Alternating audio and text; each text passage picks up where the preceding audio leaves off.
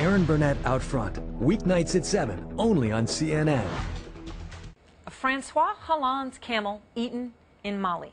You can't make a headline like that up. It goes back to February when an official in Mali presented the president of France, Francois Hollande, with a camel in gratitude for France's fight against Islamic militants in Mali. The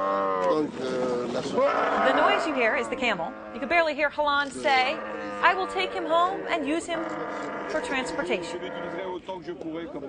But Hollande did not speak the truth. He left the animal with a family in Mali who said they'd watch it, but shortly after Hollande left Mali, the family slaughtered the camel and used it to make a stew. How did this happen? Well, according to Hollande, there are two reasons. First, he didn't think a desert animal would be able to cope with what he says, quote, are the rigors of the harsh French climate. Ah, President Hollande, there is nothing harsh about Paris, and camels live in many colder zoos. Sorry, Monsieur President, that excuse does not add up. N'étions pas debout? Hollande also blamed the, quote, complex procedures involved in bringing a camel into France. All right, maybe he had us there. So what are the procedures? Well, that brings me to tonight's number, 5. As in Section 5 of the Animal Importation page of the French Embassy website. The first 4 sections cover everything from dogs and cats to ferrets and birds. No camels. But at the bottom, there is a section called Other Species that allows you to contact the embassy. So we called.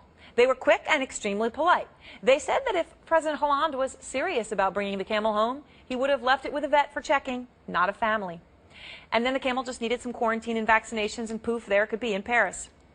Basically, the procedures are not that complex. Hollande just didn't want to deal with the regulations of France, like a lot of other people.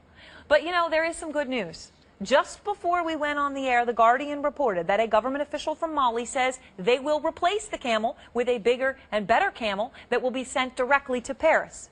Interesting that the government of Mali can negotiate French regulations better than the man who creates them.